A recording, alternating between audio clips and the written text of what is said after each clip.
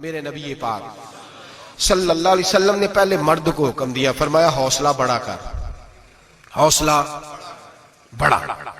فرمایا عورت ٹیڑھی پسلی سے پیدا ہوئی ہے تو یہ ٹیڑھی ہے، سیدھی کرنے کی کوشش کرو گے تو ٹوٹ جائے گی، لیکن سیدھی ٹیڑھی کے ساتھ گزارا کرو۔ لفظ بڑے حسین ہیں حدیث میں، جاگ رہے ہیں آپ لوگ جی؟ بڑے بڑے حسین لفظ ہیں۔ حضور نے فرمایا اگر تمہیں اپنی بیوی کی کچھ عادتیں ناپسند ہیں تو اس سے بغض نہ رکھو، بیوی سے بغض نہ رکھو۔ اگر کچھ عادتیں ناپسند ہیں تو کچھ ایسی بھی ہوں گی جو تمہیں بڑی پسند ہو، جو پسند ہے ان پر توجہ کرو۔ ڈاکٹر اقبال، علامہ اقبال کہتے ہیں میرے پاس ایک آدمی آیا، اس نے آ کر کے کہا کہ میں اپنی بیوی کو طلاق دینا چاہتا ہوں۔ پہلے اس نے مرضی کی شادی کی، میں بات شروع میں کہہ چکا ہوں، بچے نوجوان انہوں نے ایک سنت بڑی حفظ کر لی ہے، کہتے ہیں مولوی صاحب سنت ہے مرضی کی پسند کی شادی کرنا جائز ہے۔ میں کہ صرف یہی جائز نہیں، اور بھی بڑی سنتیں ہیں، کسی اور پہ بھی توجہ کریں آپ حضرات، اور بڑی ذمہ داری سے بات کہہ رہا، نوجوان زیادہ غور کریں اور باقی جوانوں تک میری بات پہنچائیں۔ شادی بیاہ کے معاملے میں جذباتی پن کا کبھی مظاہرہ نہ کریں۔ آپ کے اندر کتنے بھی جذبات موجزن ہیں، یہ 2 3 4 منٹ کا رشتہ نہیں کہ ٹھیک ہے آپ دوست بدل لیں گے، یار بدل لیں گے، گاڑی بدل لیں گے، یہ نہیں جوتا ہے یہ فٹ نہیں آیا تو بدل لیں گے، یہ زندگی بھر کا معاملہ ہے۔ اس میں بزرگوں کی، سیانوں کی اور حکمت والے لوگوں کی رائے لیں، اس کو سمجھیں، پرکھیں، پھر نکاح کا فیصلہ کریں۔ اس کو کبھی جذباتی نہ لینا زندگی میں۔ نوجوان جذباتی ہو کے، معاشرے کا، میڈیا کا شکار ہو کے شادی کرتے ہیں، پھر اسی تیزی کے ساتھ وہ ان رشتوں کو توڑ دیتے۔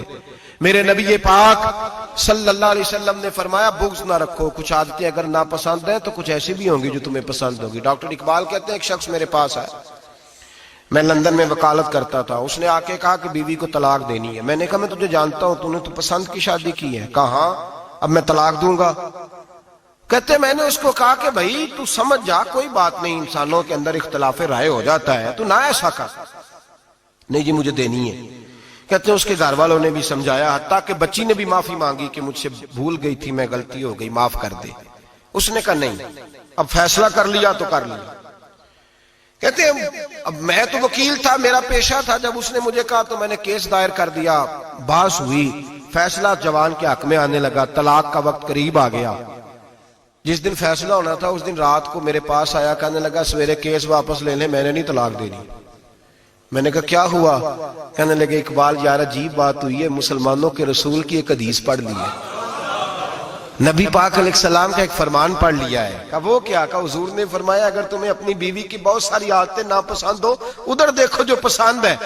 تو وہ کہنے لگا یہ حدیث پڑھ کے میں نے غور کیا ہے، یورپ کے اس گندے معاشرے میں رہتی ہوئی میری بیوی، اس برے معاشرے میں رہتی ہوئی بد خلق ہے، بد اخلاق ہے، کام کاج نہیں کرتی، ساری چیزیں ہیں، لیکن جہاں اجازت ہے 18 سال کے بعد عورت اپنی مرضی سے جس کو مرضی لڑکے کو دوست بنا سکتی ہے، لیکن اس کا سوائے میرے کسی اور کے ساتھ کوئی تعلق نہیں۔ تو اس گندے معاشرے میں یہ اس کی عادت کتنی پاکیزہ ہے کہ سوائے میرے کسی اور طرف نہیں دیکھتی۔ حضور کی حدیث نے مجھے اس کی اس اچھی عادت پر مائل کر دیا ہے۔ اقبال کہنے لگے اچھا اب میرے نبی نے تجھے مائل کیا ہے تو میں نہیں سویرے تیرا کیس واپس لوں گا۔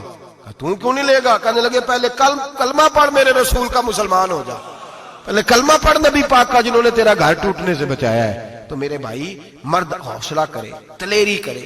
اگر وہ کہے نا کہ میں صاحب بہت بڑا ایسا ہوں تو میں بہرحال یہ ٹیڑھی لکڑی ہے اس کو سیدھا کرنے کی کوشش کرے گا تو ٹوٹ جائے گی۔ حوصلے کے ساتھ، دانائی کے ساتھ، حکمت کے ساتھ مرد زیادہ حوصلہ کرے گا، معاف کرے گا، بار بار معاف کرے گا تو گھر بچے گا۔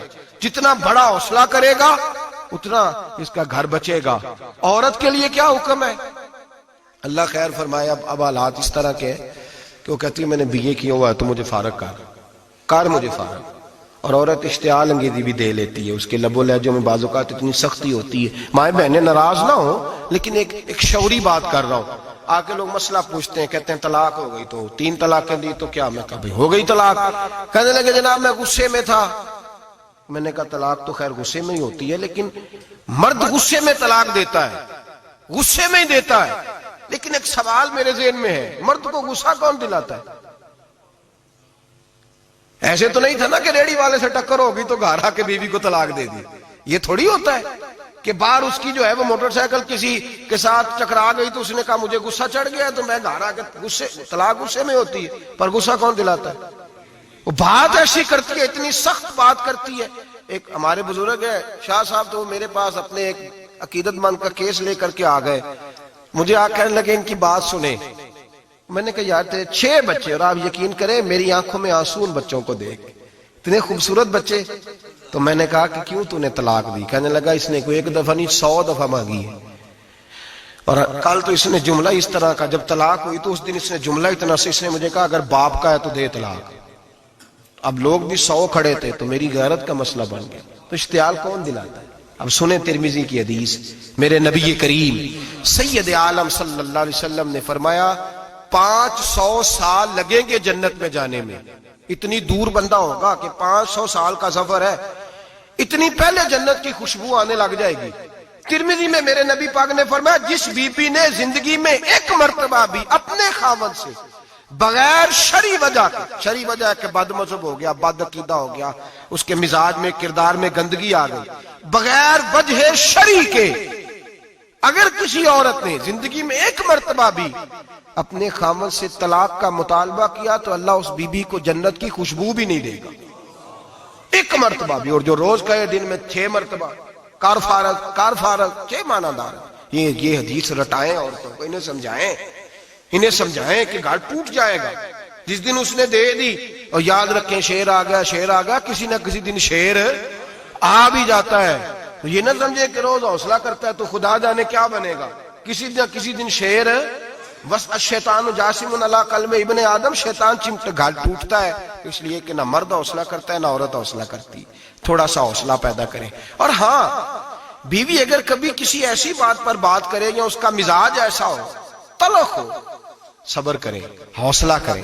میرے نبی پاک علیہ السلام نے فرمایا بغض نہ رکھے، حوصلہ کریں. مرد کو حکم ہے حوصلہ کریں، دلیری پیدا کریں.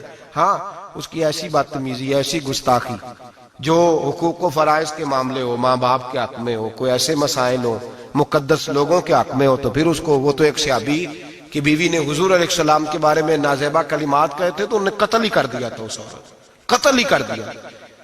وہ معاملہ اور ہے، لیکن اگر اس کے مزاج میں تیزی ہے، اس کی طبیعت اس طرح کی ہے تو پھر مرد برداشت کرے. امیر المومنین سیدنا فاروق اعظم صحابہ میں سب سے زیادہ تگڑا اور اصول پسند آدمی، غصے کے لحاظ سے سب سے تگڑے ہیں، جلدی غصہ آتا تھا.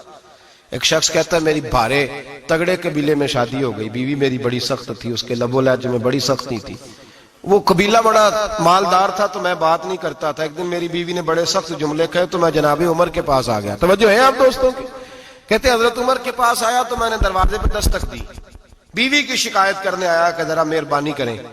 تو کہتے ہیں جناب عمر اندر سے اٹھے تو ان کی زوجہ بولنے لگی، کہنے لگی بس آ گیا آپ کو کوئی بلانے والا؟ ابھی 5 منٹ نہیں ہوئے تھے آپ کو آئے. سارا دن آپ مسجد میں رہتے ہیں، ساری رات آپ چہرے پہ نقاب ڈال کے گلیوں میں گھومتے ہیں، اتنی ڈیوٹی آپ کرتے ہیں.